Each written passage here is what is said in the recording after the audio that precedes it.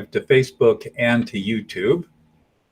And in this session, we're going to talk about emotional self-awareness. So you've probably heard people say stuff like, "Oh, he's not really present," or "she's not really authentic," or maybe even stuff like emotionally unavailable or emotionally shut down, things like that.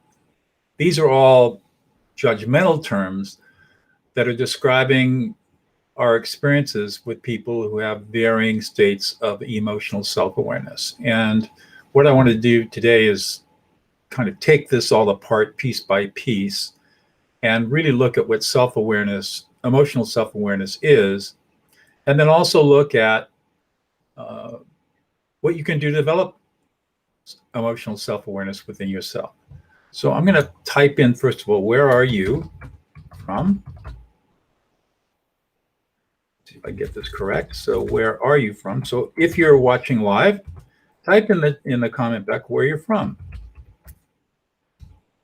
And right now I am broadcasting from Southern California, and not where I live, but so if you happen to be watching this live, let us know where you're from. And if you've got questions along the way, my setup today isn't so great for answering questions. You can email me at doug@dougnoll.com with any questions. So let's get started. I'm going to shift myself around here and put myself down in the corner, and then I'm going to kind of minimize the screen. Can I do that? Probably not. All right, but I think I can do this. So emotional self-awareness. First of all, let's start off with a definition of what emotions are. Emotions are biologically based patterns of perception, experience, physiology, and action, and communication that are culturally created in our brains. I could take this one definition and spend hours talking about it. I won't do that. A couple of just things to take away about emotions. Number one, we're not born with emotion. We're born with something else called affect, which we'll talk about in a moment. And two, emotions are what define culture. The emotions we have here in the United States, for example, in American English, may not exist in Finland and do not exist in Slovakia. Yeah, there are some basic emotions that transfer across cultures, but many of the more subtle emotions are different from culture to culture. And people in lands other than North America will have words describing emotional experiences that do not translate into English, and vice versa. So it's important to know that emotions are culturally created and that we are not born with them. The first concept when we're thinking about emotional self-awareness is a concept of interoception. And interoception is the brain's ability to receive, interpret, and act on signals from our gut, from our viscera, and from the outer periphery of our body, from our muscles and bones and nerves out there. And basically, our brains receive all this data and then begin to interpret and act on it. This is called interoception. It's the first level of emotional self-awareness. And it's all based on what is known as the polyvagal system. The polyvagal system is based on a series of nerves called the vagus nerves. And here's a picture of what they look like. And basically, it's a bidirectional highway that links all of the organs together with the brain. And it basically, information can be transported, information can be transmitted from our various organs to our brain, independent of each organ, and our brain can send signals to each of our organs through this very complex neural network. It's all interconnected to our facial, vocal, and middle ear muscles, so that the polyvagal system also controls the way that we communicate in terms of tonality, speed, facial expressions, and our ability to hear. So for example, if we're in a fear state, we can't hear high frequency, but we can hear low frequency. Why? Because predators tend to have a lower frequency about them. So our ability to perceive the world changes as our polyvagal system reacts to our environment around us. And this is all part of the interoceptive system that we are all born with. So when we talk about gut feelings, these are also examples of interoceptive signals being sent from various parts of our body to our brain for processing, interpretation, and perhaps action. Affect is something different. Affect is the physiological change in the brain that's caused by interoception. And basically, affect is the physical experience of pleasantness and unpleasantness, or pleasure and unpleasantness. We feel good or we feel bad. Now, that's kind of a binary description. It's a little bit more subtle than that, because we experience this affect physically. And you can see in this these pictures, these are actual pictures of where the heat in the body is, heat maps of human experiencing different kinds of affect. And you can see that the blood distribution changes with each of the fundamental emotions. So for example, anger, you can see upper body, very bright yellow colored. Fear is much darker. And then if we look at disgust, it's darker, even darker than that. And over here, you can see down on the dark side, you can see envy. But if you look for happiness or love, look at how much light there is with love, and look how much light there is with happiness. And these are really interesting studies that show how energy is distributed around the body based upon the affective experience we're having in the moment. As I said before, we are born with affect.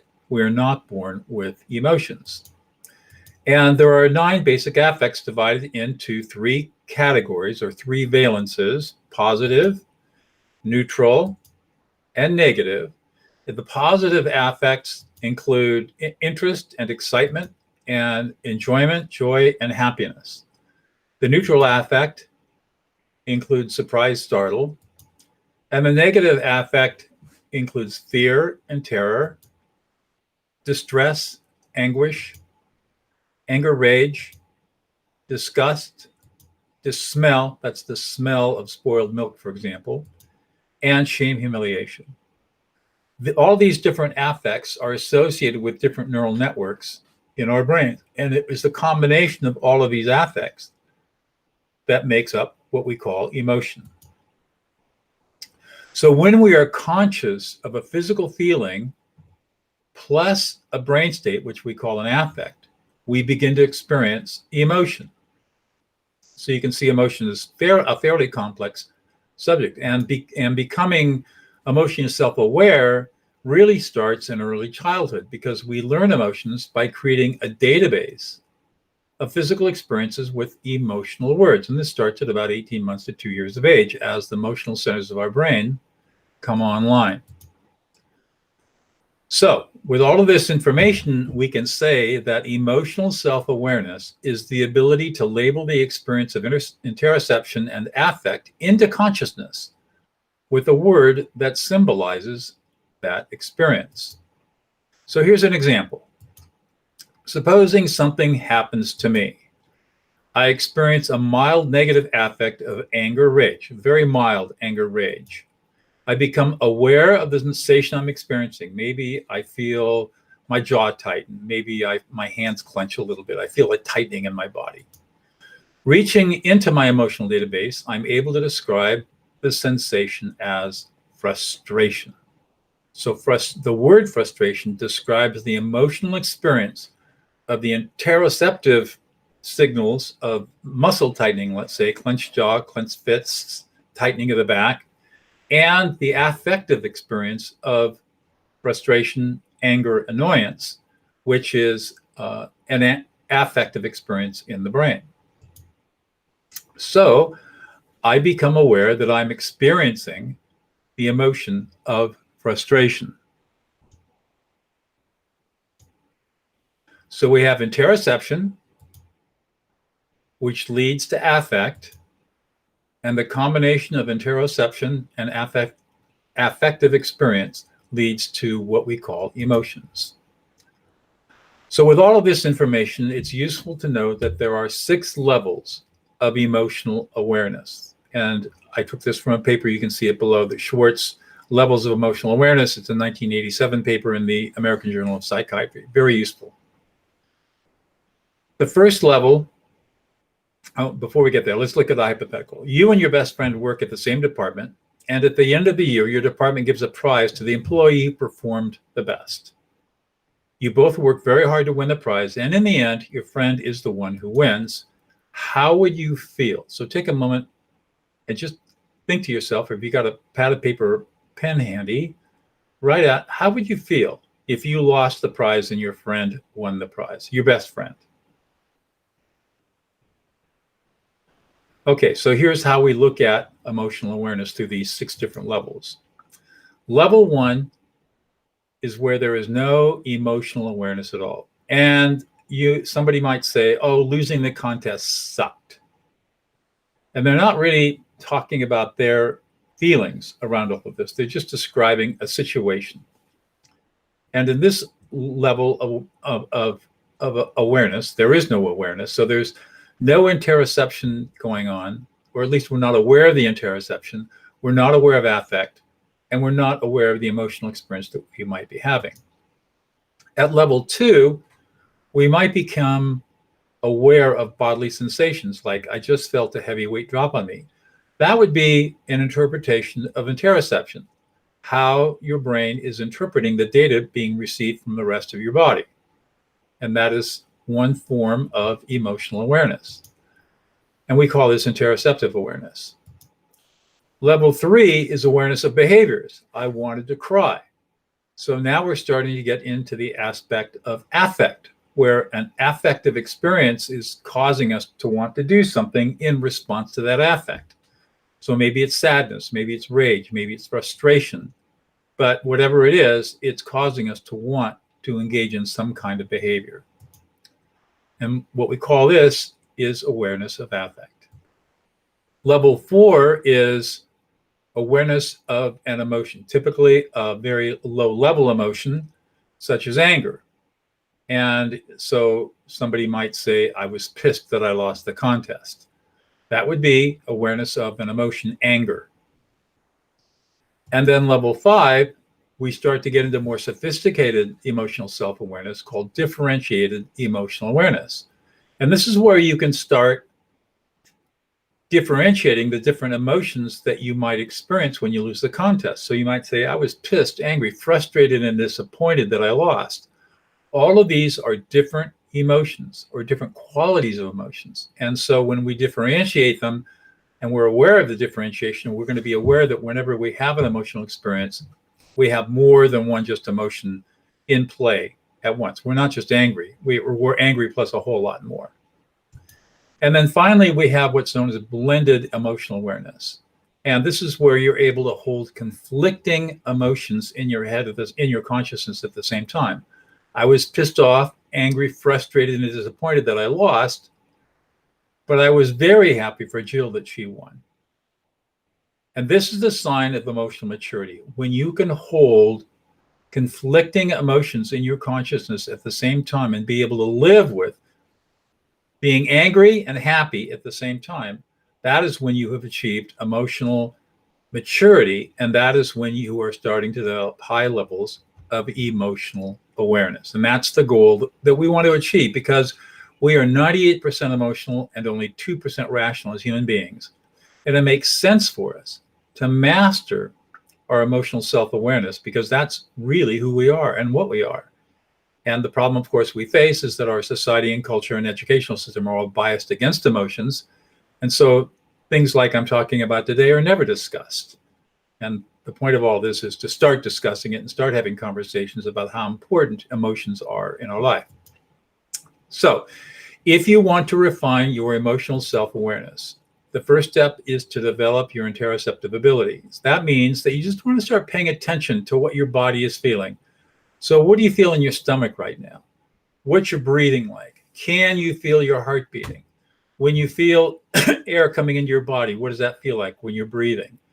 What's on your skin? Do you feel any wind blowing on your skin? Do you feel any tightness in your body anywhere, or are you completely relaxed? Just paying attention to how your body is feeling and what signals it's sending to your brain is a critically important part of developing emotional self-awareness, because all emotion comes from interoception. Pay attention to your subjective feelings, in other words, your affect in response to events, memories, and situations. So you're in a meeting, let's say, and something happens, or maybe nothing happens. So what are you feeling at the moment? Are you bored? Are you excited? Are you tuned out? Are you engaged? Are you happy? Are you frustrated? Are you angry, irritated, annoyed? Are you sad? Do you feel like you're appreciated, or do you feel disrespected and ignored? These are going to change moment to moment to moment, all of these different feelings. And what you want to do is start developing the habit of being aware of these subjective feelings as they arise and try to bring them into your consciousness so that you're aware of them. This will come with practice, but it doesn't take a lot of practice. And then be aware of describing what's going on with no emotion, physical feelings, or behaviors. So if you don't feel any emotion and you don't have an urge to act and you don't have any feelings going on, be aware of that. What's going on? Am I tuning this out? Have I shut down myself emotionally? Or is there just no data there and I'm in a completely neutral state? So try to distinguish between what it feels like to be shut down and what it feels like to be in a completely neutral state. And then the last step, and probably the most important practice you can engage in, is what's known as self-affect labeling. So what you want to do is describe your subjective feelings and your emotional experience whenever you can. So if you're in that meeting, for example, you could say to yourself, oh man, I'm really bored. This is really frustrating and irritating and annoying that this guy is going on and on and on and on. Will he ever shut up? I can't believe how bored I am. I can't believe what a waste of time in it this is. I feel completely disrespected. You say all this inside to yourself as an inner dialogue. And as you describe what you're experiencing and what you're feeling, you'll be able to connect your emotional database tighter and tighter and tighter, and you will become more and more emotionally self-aware. And finally, look for conflicting emotions and express them in words. So if we go back to the example of losing the contest, I'm really frustrated that I lost, but I'm really happy for Jill that she won. You want to look for those conflicting situations. They happen all the time. Start paying attention to them and then label the conflicting emotions with words inside your head. You can do all this work silently if you have to. You can write it out and journal it. Or you can, if you're in an appropriate place, you can talk about it. You can talk to yourself. All of this helps you get your prefrontal cortex to tune in to what's going in with the rest of your body so you can build very powerful emotional self-awareness. All right, I've got an online course that teaches you all about this stuff. It is called Listening Others into Existence. The website address for the course to sign up for it is at dougnoll.com/lp/listen-others-into-existence. And that course will teach you all of everything that I covered in this live streaming event, plus a whole lot more. And so if you really want to invest in yourself and really grow and develop your emotional self-awareness, check out the course. Thanks for listening. We'll see you next week.